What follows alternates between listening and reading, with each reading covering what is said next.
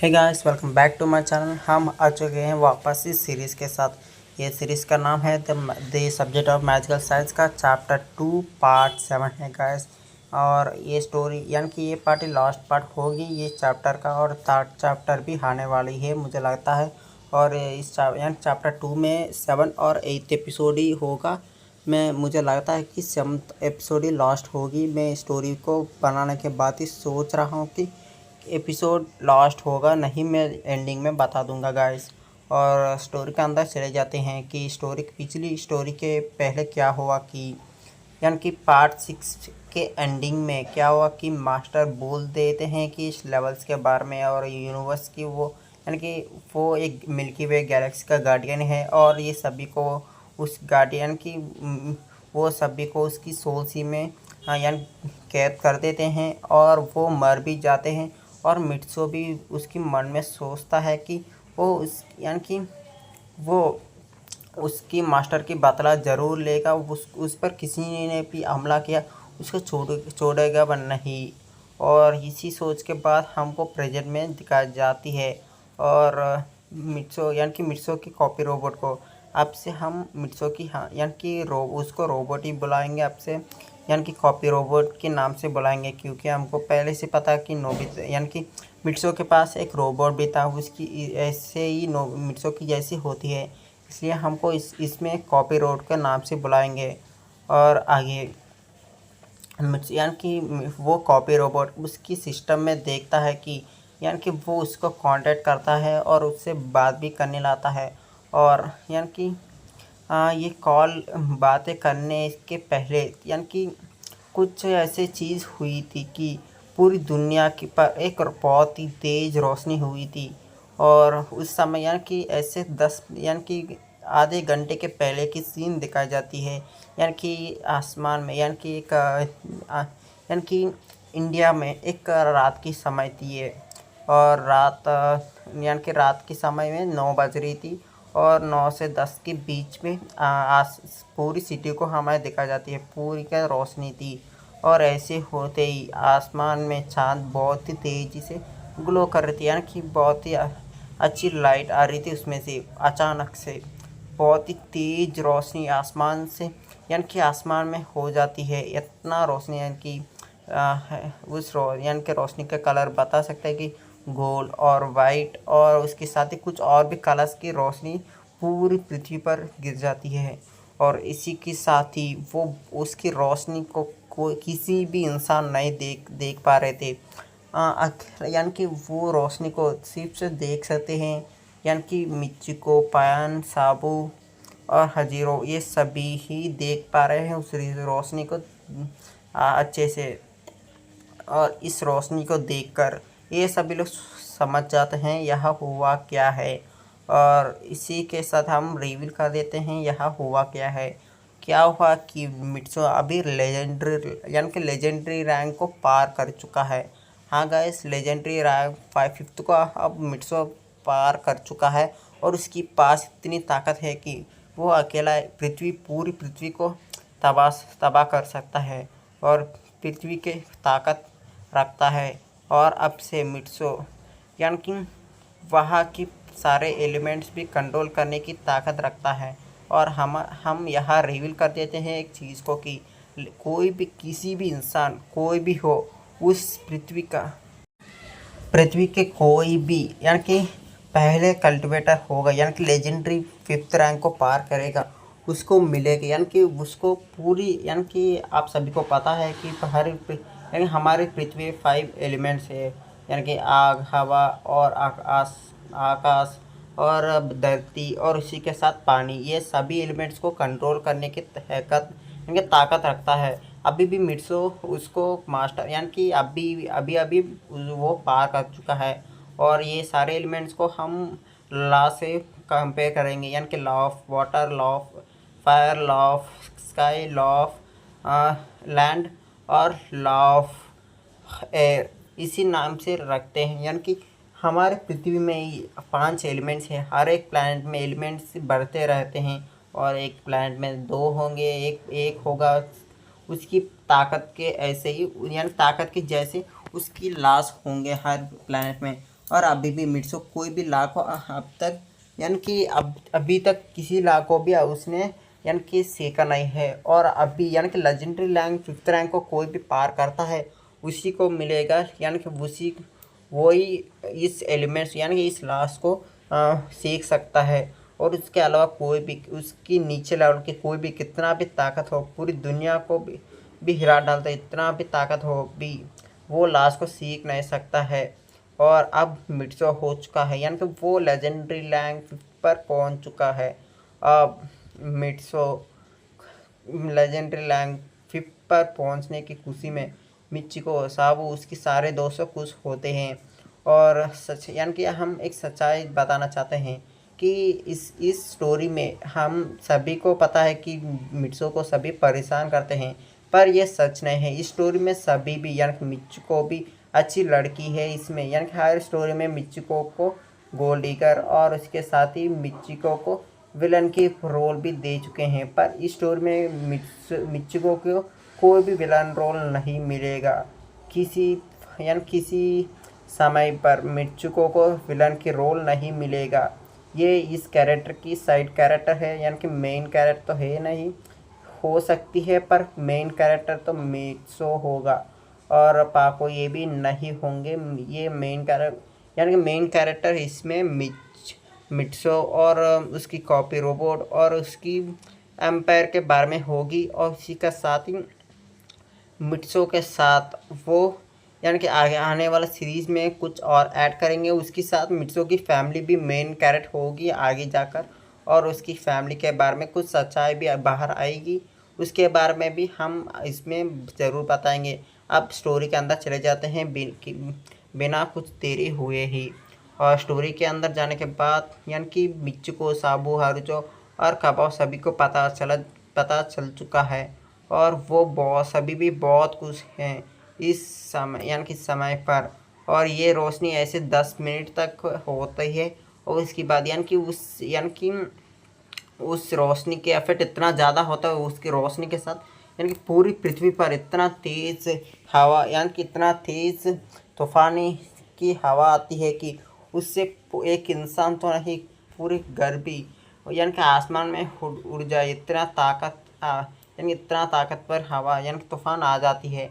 और उस रोशनी चलने के बाद वो सब कुछ शांत हो जाती है।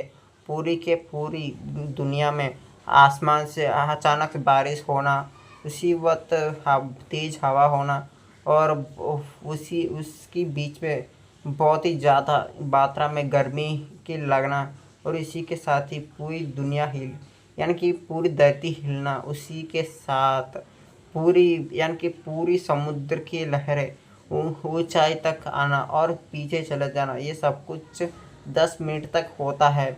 और इसके बारे में हम बहुत ही कम जगह के बीच में वो सब कुछ नहीं होता है।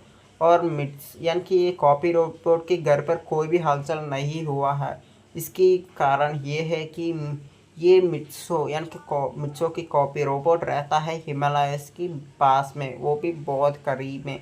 क्योंकि इंडिया में हिमालयस बहुत ही मजबूत होते हैं, उसको हिला डालना इतना आसान भी नहीं है।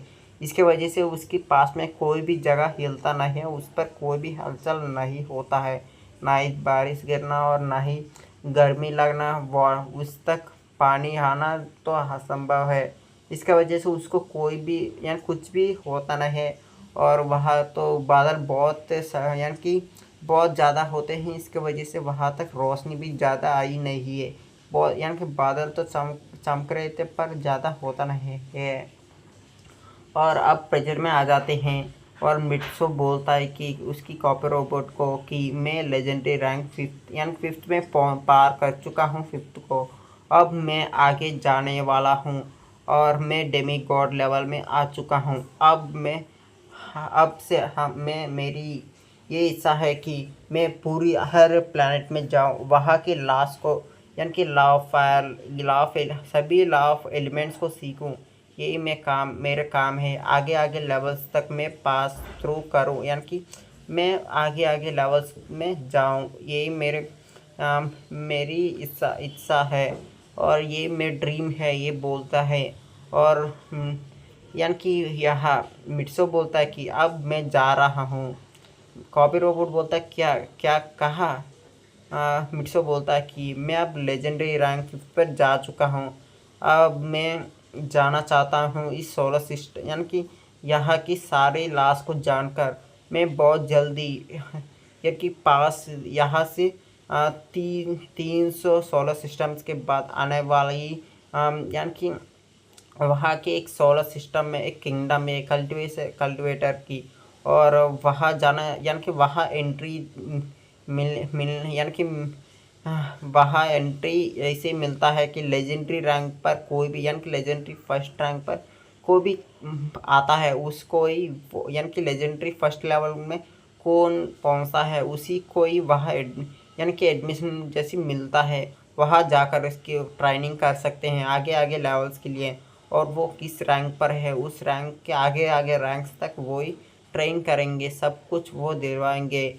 और इसके लिए मैं जाने वाला हूँ वहाँ। ये सभी यानी कि सब कुछ मिट्सो बोल रहा था। यानी कि आगे यानी कि अभी मिट्सो यानी कि 16 ईयर्स का हो चुका है ऑलरेडी, और 17 में भी पहुँच रहा था, क्योंकि मिट्सो को ये यानी कि ये कल्टिवेशन अब 5 सालों से कर रहा था। अभी कॉपी रोबोट कुछ याद आता है, और कॉपी रोबोट बोलता है कि मैं कुछ बोलना चाहता हूँ मिट्सो, तुम ज़्यादा यानी कि तुम गुस्सा होना मत, और ज़्यादा दुखी भी नहीं होना। ये बात सुनकर वो बोलता कि क्या है। और इसके बाद कॉपी रोबोट बोलता है कि तुम जानने के पहले तुम मेरे माइंड को ही रीड कर लो, मैं ये सारे चीज़ बता नहीं सकता।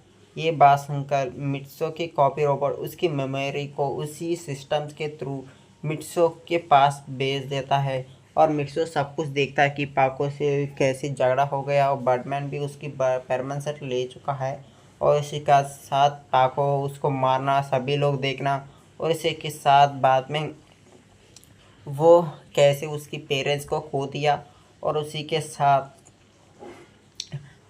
नोबी यानी कि मिट्सो कैसे उसकी फैमिली यानी कि उसकी देश को छोड़कर इंडिया आ जाना, सब कुछ उसको वो देख लेता है, पर वो ज़्यादा रिएक्ट नहीं होता।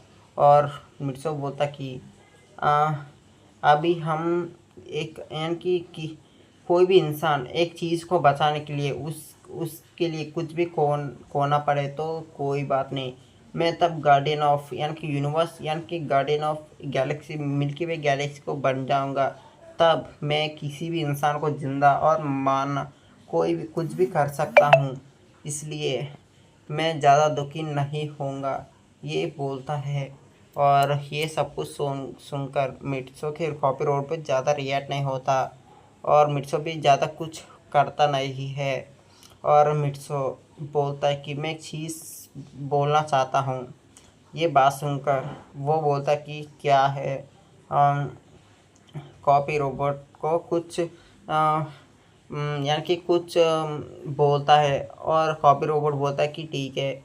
और यानी कि मिट्सो ये बोलता है कि मैं तुमको कुछ फाइल्स बेचूंगा, उसको पढ़कर तुम समझ जाना। मुझे इतना यानी कि मेरे पास इतना वक्त है नहीं कि मैं तुमको पूरी तरह समझाऊं। ये बोलते हुए वो कुछ फाइल सेंड कर देता है और डिस्कनेक्ट कर देता है सिस्टम से, यानी कि सिस्टम कॉन्टेक्ट से। और यहाँ से मिट्सो की सीन पूरी तरह कट हो जाती है, और अभी मिट्सो के बारे में कुछ पता नहीं चलेगा, आगे के कहानी में पता चलेगा। और इसी के साथ ही यानी कि आगे चलते हैं, और मिट्सो वो उसकी बेड पर लेट जाता है, और उसकी सिस्टम में वो सभी यानी कि फाइल्स को देखता है। उसमें 5 सहरा यानी कि 5 फाइल्स होते हैं। उस फाइल्स में हर यानी कि 4 फाइल्स होते हैं ऐसे ही, और पांचों फाइल भी होता है, यानी कि 5 फाइल्स 5 लोगों के लिए। पहला कॉपी रोबोट, और दूसरा यानी कि पहला कॉपी रोबोट होगा, और दूसरा नंबर पे मित्सुको, साबू, कवा और हरजो, ये 4 लोग होंगे मित्सो के बाद। पर मित्सो के नाम के साइड पे एक और भी नाम था, और उस नाम को ये देखकर चौंक जाता है, और बोलता है कि क्या मैं इसी इसी इंसान को हाँ मैं मेरे बदले यहाँ भेजूँ।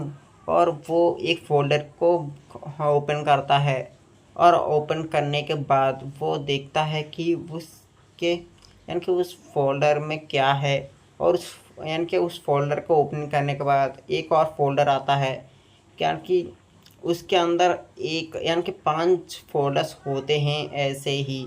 उस फ़ोल्डर में हर एक फ़ोल्डर यानी कि हर एक फ़ोल्डर की पिक्चर में दिखाई जाती है कि 5 एलिमेंट्स को यानी कि आग, पानी, ऐसी 5 एलिमेंट्स को दिखाई जाती है हर एक ग्रुप में। यानी कि मित्सुको के अंडर 5 एलिमेंट्स और ऐसे हर एक इंसान के नीचे एक 5-5 एलिमेंट्स को दिखाई जाती है। ये देखकर वो सोचता है कि ये क्या चीज़ है यार, इसने क्या बेच दिया मुझे। मुझे लगा था कुछ तो गड़बड़ है। मुझे देखना चाहिए कि यह हो क्या रहा है। और वो उसी यानी कि उसकी यानी कि 5 जो फ़ोल्डर्स के पास में एक और फ़ोल्डर भी था कि इम्पोर्टेंट इन्फॉर्मेशन। और उस फ़ोल्डर को वो ओपन करता है। उसकी बात उसमें बहुत ज़्यादा मात्रा में कुछ चीज़ें लिखी हुई थी, उसको देख रहा था वो। और वो देखकर वो चौंक जाता है। और उसी के एंडिंग में यानी कि उसके पूरे के नीचे में गामा एम्पायर के नाम से कुछ लिखा हुआ था। और इसी के साथ इस स्टोरी के एंड कर देते हैं गैस। अगले एपिसोड यानी कि यहाँ से चैप्टर 3 आने वाली है। चैप्टर 2 की पूरी कहानी बंद हो चुकी थी और यानी कि यहाँ की स्टोरी हो चुका है। और चैप्टर 3 को जल्द लेकर आ जाऊँगा गाइस।